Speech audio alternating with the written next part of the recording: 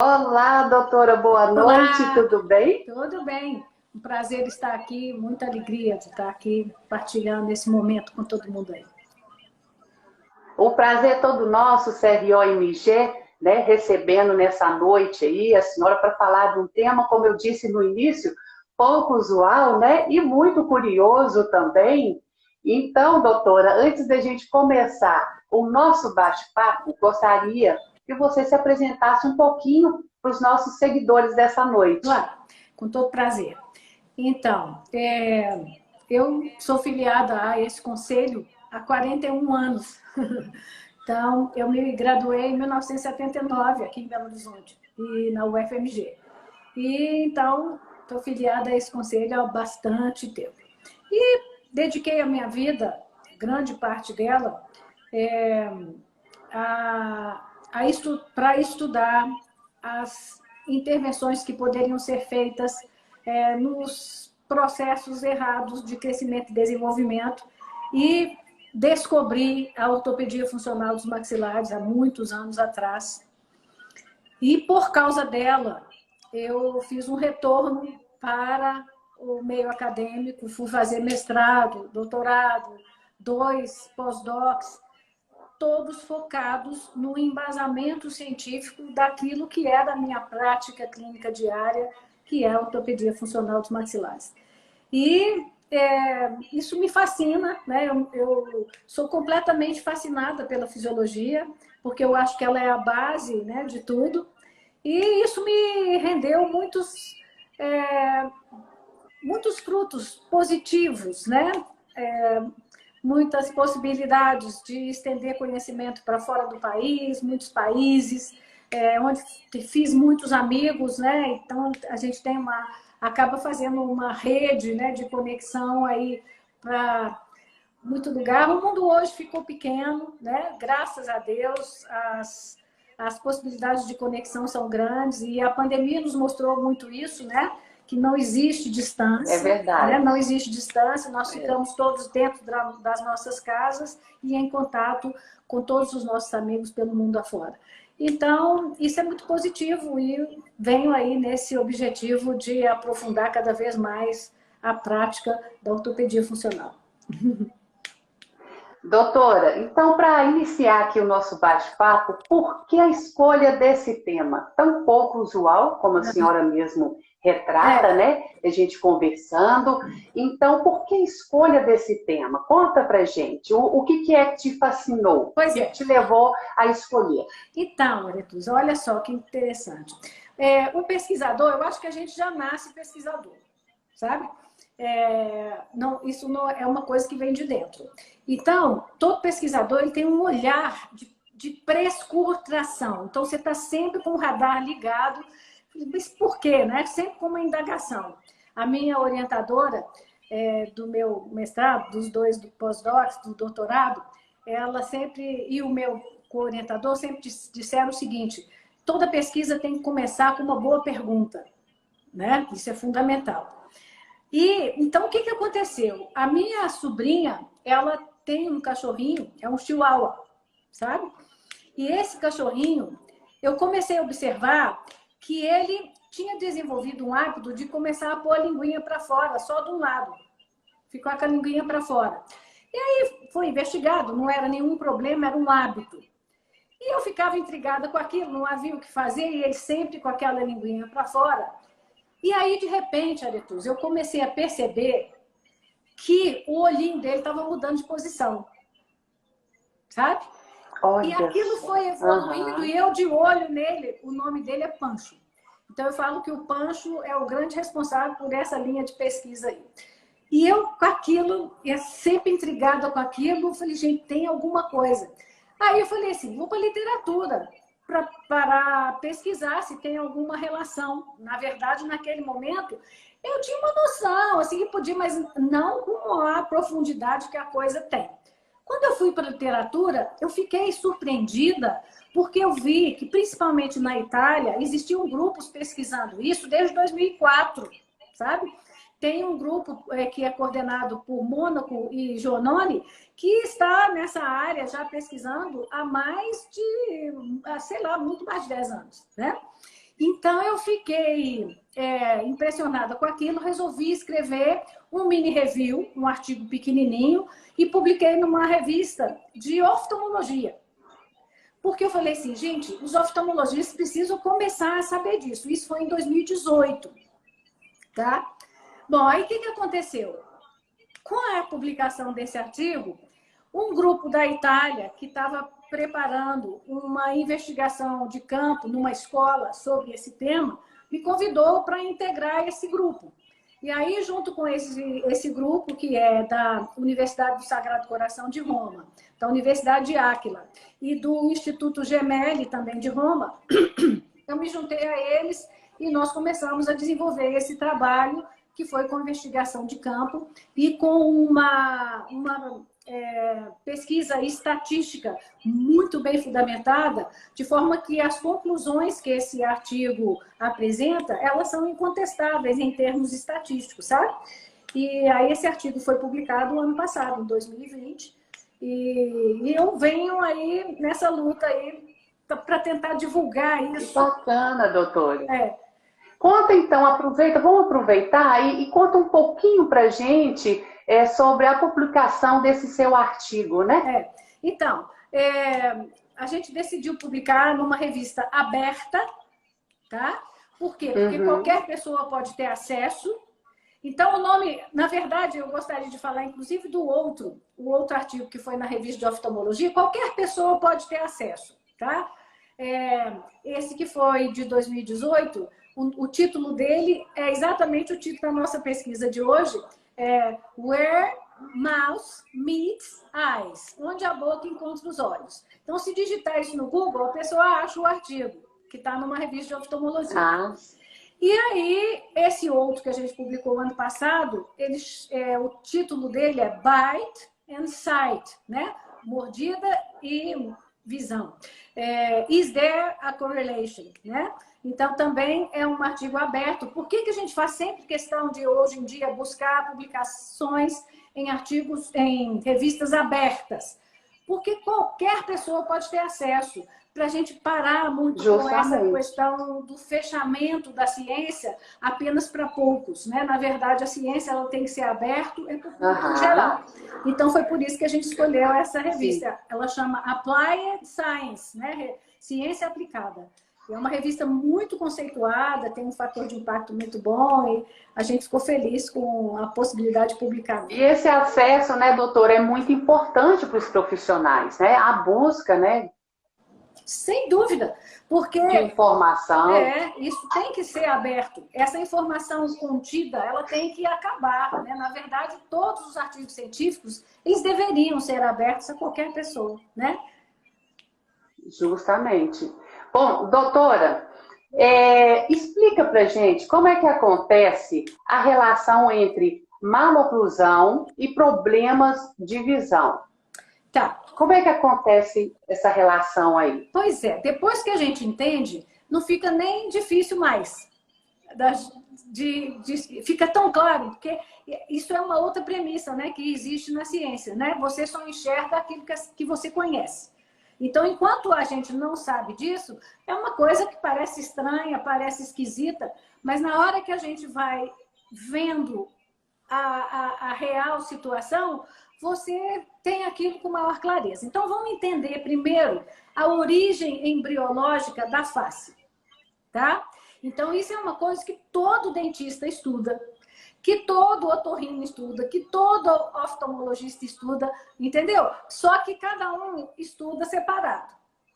A origem disso, a origem daquilo. Só que a origem foi junta. Então, quando a gente está estudando a origem embriológica, o placoide que vai dar origem ao olho, ele se forma dentro de uma projeção maxilar que saiu do primeiro arco branquial aqui. Então, a projeção maxilar, né, essa projeção maxilar, dentro dessa projeção maxilar é que se forma o placoide, que depois vai dar origem à órbita e aos tecidos que vão dar origem ao olho. Entendeu? Então, originalmente, embriologicamente, a gente já tem o olho dentro da maxila.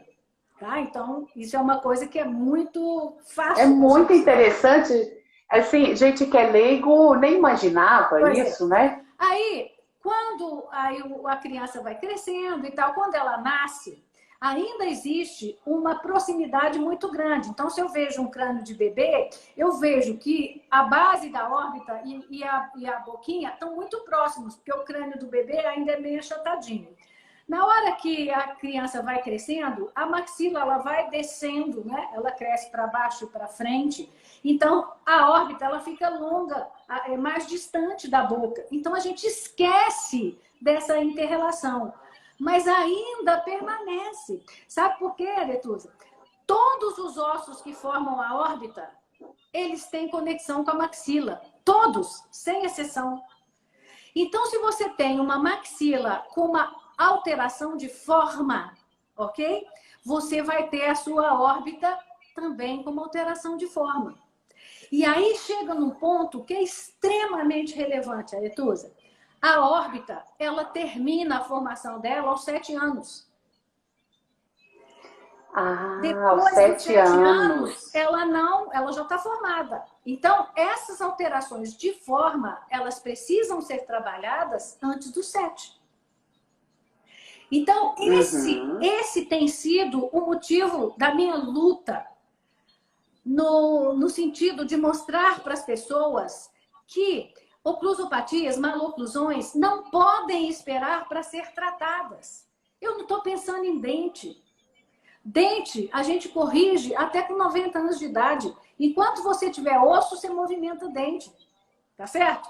Agora, a repercussão de uma alteração de funcionamento entre maxila e mandíbula, essa causa danos que às vezes são incorrigíveis. Então, esse é o grande motivo da minha luta, no meu trabalho aí com meus alunos e com os meus amigos, e na divulgação dessa necessidade de compreensão de uma odontologia que vá além do dente. Sabe?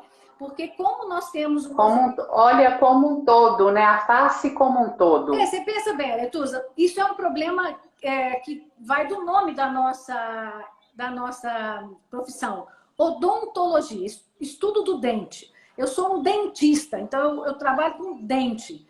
Só que a repercussão da nossa atuação ela é muito além do dente, mas é muito além mesmo, né? Então essa tem sido a minha luta com a ortopedia funcional dos maxilares, porque muitas pessoas não sabem o que é ortopedia funcional dos maxilares. Muitos colegas não sabem o que é ortopedia funcional dos maxilares, pensam que ortopedia é aparelho removível. Faz sempre essa ligação. E não tem ligação. Né? A ortopedia, ela se imune, sem dúvida nenhuma, de alguns aparelhos sempre removíveis, mas com características específicas, mas esse não é o único arsenal terapêutico do qual ela se imune para fazer as intervenções. Então, isso Vamos aproveitar, sim, e falar um pouco desse tratamento. Né? Você disse que até os 7 anos Sim. é a formação completa, né, da criança.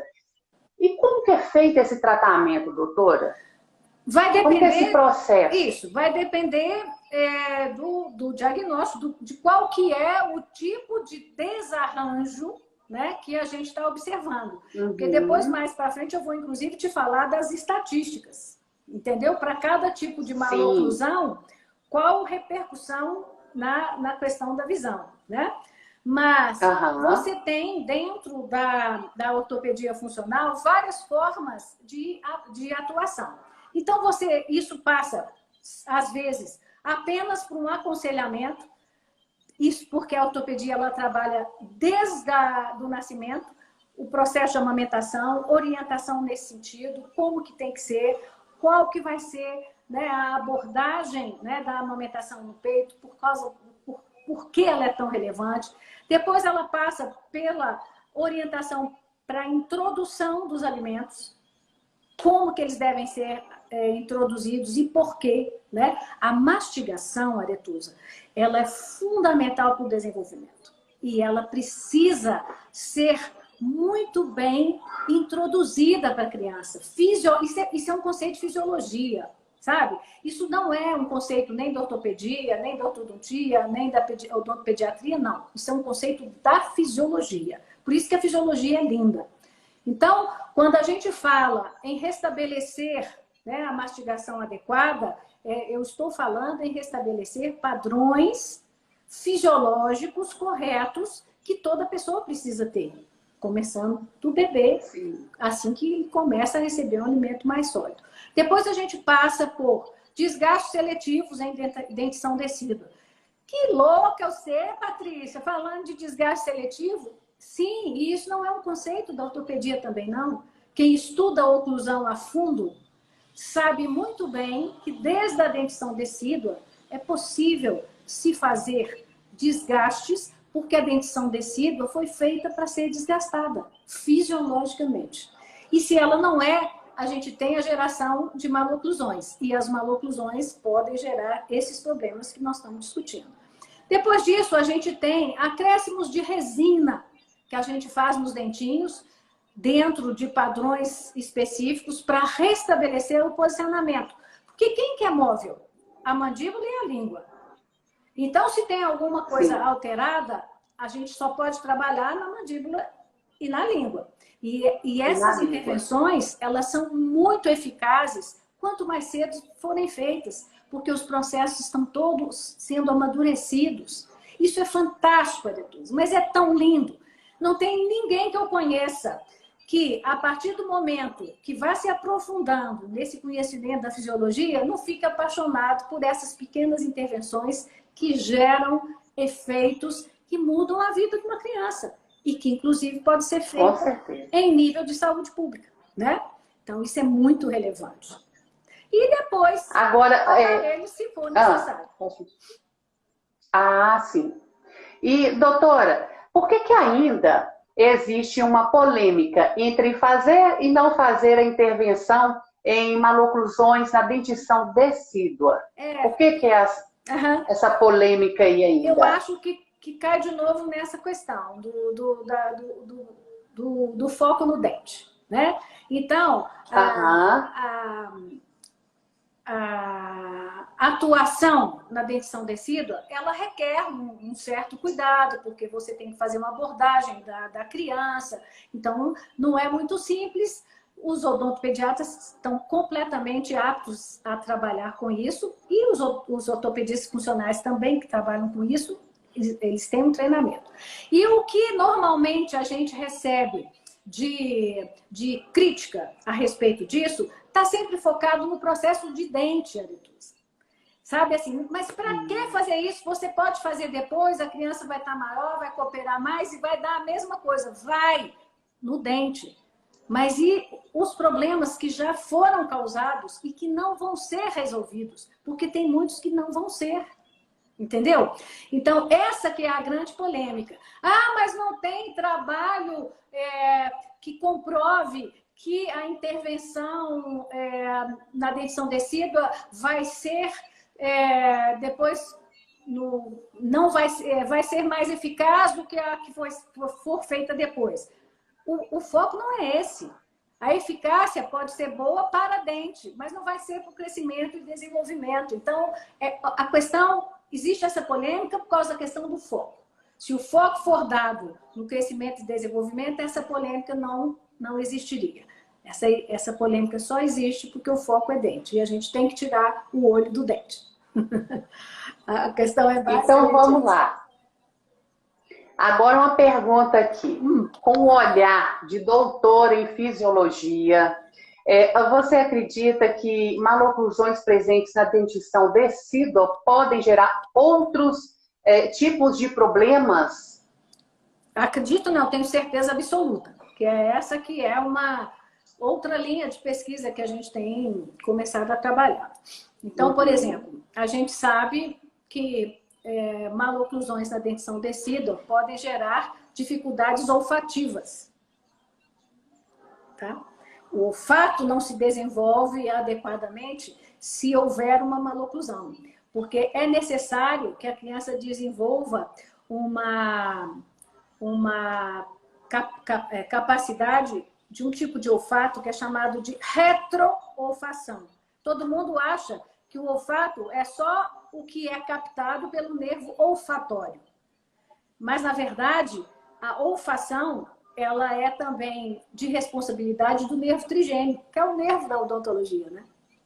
Então, quando você tem uma maloclusão na dentição decídua, você não tem o estabelecimento das aferências adequadas nessa região da retroolfação e as preferências alimentares dessa criança não vão se processar de forma adequada, ela vai ter preferências que não são muito benéficas para ela, ok? Além de ter um atraso no estabelecimento do olfato, ok? E gerar com isso decréscimos no estímulo para o crescimento adequado, porque ela não mastiga da forma que ela deveria mastigar, porque o paladar dela está alterado, porque o olfato não foi maturado. É tudo complexo, sabe, Aretusa? Mas é muito lindo. Muito lindo. E como alertar os pais, doutora, para observar o seu filho quanto a esse problema, se tem esse problema, pois é, né? Que os pais às vezes ficam sem saber. Então aí eu acho que agora é hora de eu te falar da estatística com relação aos problemas, né? Porque às vezes alguém que está me ouvindo, um leigo que está ouvindo, ou os pais, ou enfim, falar, que bobagem, isso deve ser uma... Não é uma coisa irrelevante, né? Então, esse nosso trabalho, como eu disse, teve uma avaliação estatística muito profunda, muito bem feita, e mostrou o seguinte, que uma criança que tem a maxila para frente da mandíbula, ou seja, que a gente chama de classe 2 quando você tem já os molares, mas assim, que é assim, ó, né? A criança que tem a maxila para frente, ela dobra o risco dela de apresentar uma miopia. Dobra. É 2 vezes mais o risco, tá? E ela aumenta 4 vezes, é muito, Aretusa, 4 vezes a possibilidade de desenvolver estrabismo. Nossa, muito vezes. mesmo. Uma criança que tem o queixinho para frente, tá? Sim. Ela quintuplica a possibilidade dela de desenvolver astigmatismo. 5 vezes mais. Pra você ter uma ideia, né? Uma criança que tem uma mordida aberta, ela quadruplica a chance de astigmatismo também. O astigmatismo foi, dentro do nosso trabalho, a alteração de visão com maior influência, assim, a miopia e a hipermetropia também, mas o astigmatismo, assim, nós ficamos estarrecidos quando a gente foi tabular os dados, né? É nessa ordem, 4 vezes, 5 vezes, dependendo do tipo de maloclusão. Gente, isso é demais. Então, se, por exemplo, veja bem, é importante que quem esteja nos ouvindo entenda, eu não estou falando que todo astigmatismo é causado por problemas de maloclusão. O que eu estou falando é que uma criança que tem na dentição decídua uma maloclusão não tratada, ela tem 5 vezes, 4 vezes mais chance comparado com aquela que não tem a maloclusão, de desenvolver um problema de visão. Isso é muito grave, muito sério. Ou seja, esperar significa condenar aquela criança a ter uma chance de ter um problema que talvez ela não fosse ter. A ter uma chance de ter que usar um óculos que ela talvez não precisasse usar. Você imagina, 4 vezes, 5 vezes mais chance? É muito.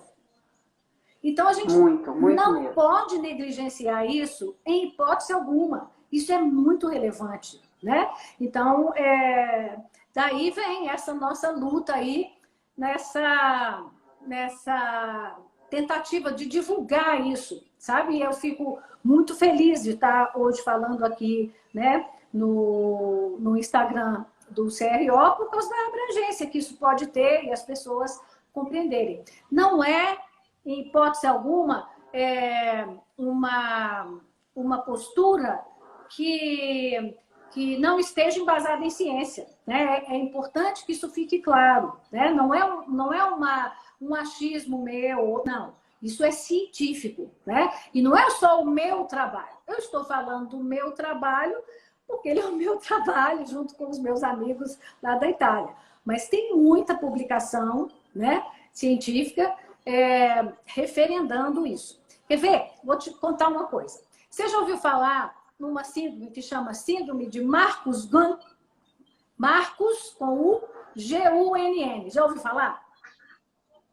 Não. Pois é. 99% dos dentistas nunca ouviu falar nessa síndrome. Sabe o que é essa síndrome? O bebê nasce, quando ele vai mamar, a hora que ele faz um movimento de ordenha na mãe, ele pisca o olho. Olha, pode que interessante. ser um só, pode ser os dois, ok? Então, tem pessoas que chamam de síndrome, tem pessoas que chamam de fenômeno, tá? Então, esse fenômeno, ou síndrome, nos mostra quão ligado é o processo boca-olho, entendeu? E essa criança, muitas vezes, ela permanece com isso para o resto da vida. Toda vez que ela vai comer, ela pisca. Quando ela usa os músculos mastigatórios, ela tem um reflexo de piscar. A partir daí, os pais devem observar, né? E já ter uma ação de estar levando... Porque às vezes, sabe o que acontece? Os pais ficam achando bonitinho o bebê ficar piscando quando ele está mamando. Uhum. E não pode achar bonitinho, porque quanto mais cedo intervir, mais fácil, melhor. E assim, maior chance, né, de fazer os caminhos neurais se restabelecerem. Veja bem. Doutora, e a estatística, o número vem aumentando? Vem aumentando, muito, né? E assim, a gente precisa lembrar que existem outros fatores etiológicos para esses problemas. Eu ia exatamente discutir a respeito disso, que é o seguinte. Nós temos no sistema nervoso central regiões que a gente chama de núcleos, né? Núcleos são regiões onde a gente tem os corpos neuronais que estão ali reunidos com uma determinada função. Então, a gente tem núcleo disso, núcleo daquilo. Núcleo é sempre um conjunto de corpos neuronais com uma determinada função. Quando está dentro do sistema nervoso central, a gente chama de núcleo. Quando está fora, a gente chama de gânglio, né? Ok. Então, a gente tem um núcleo, que é o núcleo do nervo óculo-motor, que é o responsável por alguns movimentos do olho, né? Nós temos 5 nervos cranianos que são responsáveis pelo olho, pela visão. Mas o óculo-motor, ele é muito importante por alguns movimentos e inervação de músculos importantes para a visão. O nervo óculo-motor, ele faz conexão direta com o núcleo do nervo trigêmeo. Tem interneurônios que conectam esses dois núcleos, de forma que alterações de visão podem comprometer o funcionamento da boca e a alteração da boca pode comprometer o funcionamento da visão. É muito interrelacionado, sabe, Arituza? Isso é muito importante para que a gente saiba, né? Para que nós todos comecemos a ter esse olhar além do dente, né? Porque isso faz muita diferença na nossa vida profissional, né? Nós falamos aí do tratamento também e a prevenção, doutora. Então, a prevenção passa exatamente por isso. Amamentação no peito. Ela é fundamental. É a primeira prevenção. E, assim, uns dias atrás eu estava numa aula explicando. Muitas maloclusões, elas acontecem quando o bebê nasce. Ele já tem aquela maloclusão. Mordida aberta, mordida de topo. Os rebordozinhos, né, os roletes gengivais já estão demonstrando uma determinada maloclusão. Porque todo bebê, como nós todos sabemos, ele tem que nascer com uma retroposição da mandíbula, né? Que é para que ele possa fazer o movimento de ordenha. Muitas pessoas que estão nos ouvindo, elas não sabem disso, né? Que o movimento de ordenha, ele é diferente do movimento de sucção, né?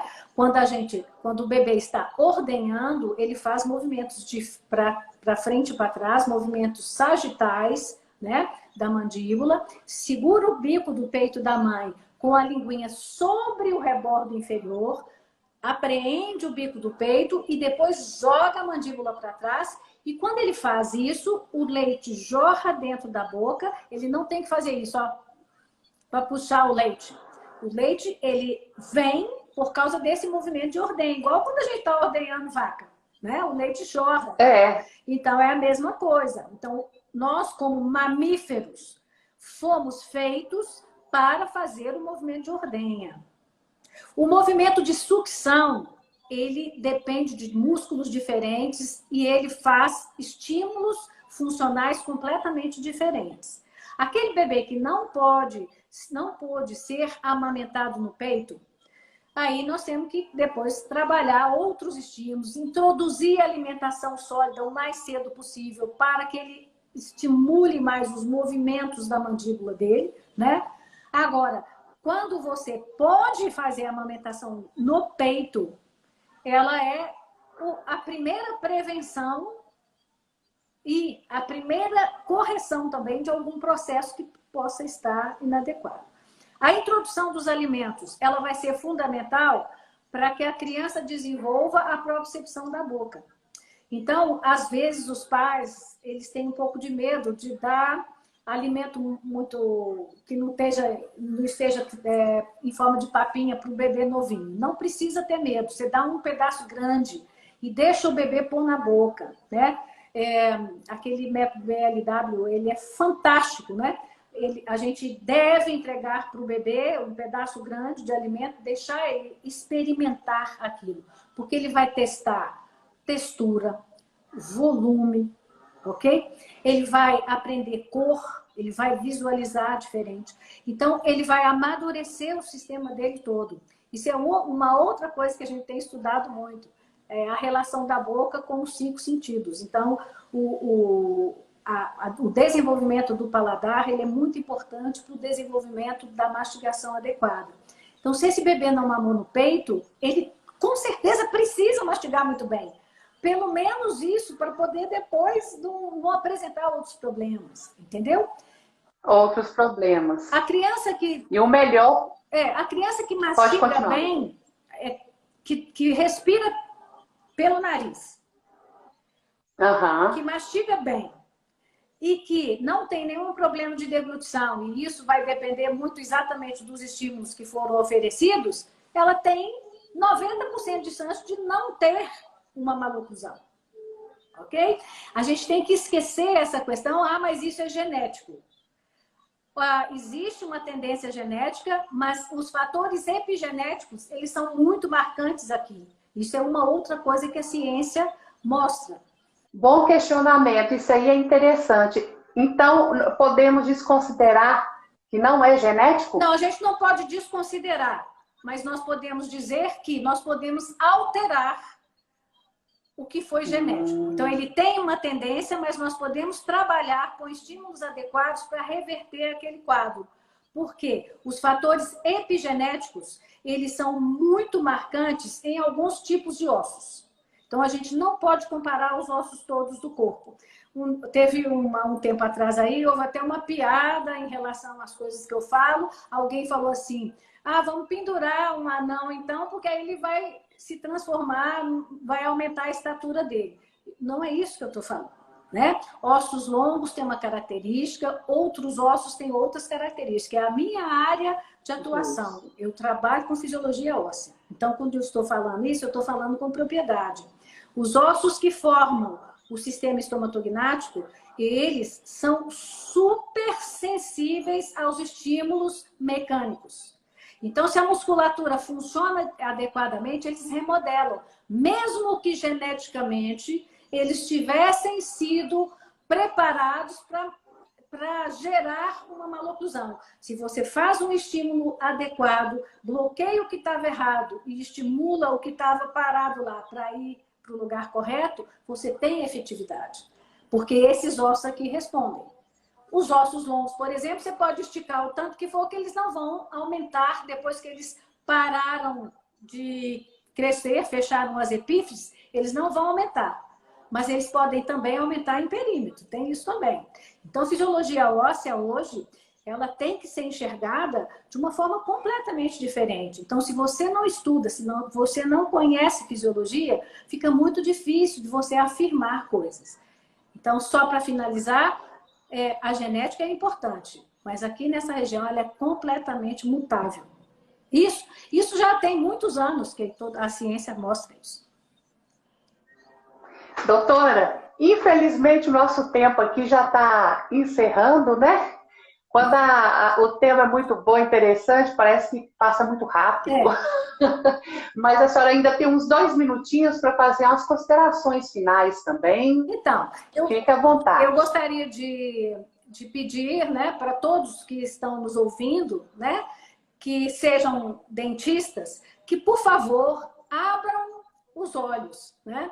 Abram os olhos para além do dente, né? Eu tenho uma comunidade, eu chamo de comunidade OFM, que é onde eu reúno pessoas que querem se aprofundar na área de ortopedia, e eu sempre digo para eles, né, que o nosso objetivo é enxergar além do dente. Esse que é o objetivo. E eu quero muito que todos os dentistas que estejam nos ouvindo, que pensem nisso. Comecem a enxergar além do dente, por favor. Isso vai fazer uma diferença enorme na sua carreira e na forma como o seu paciente vai te ver.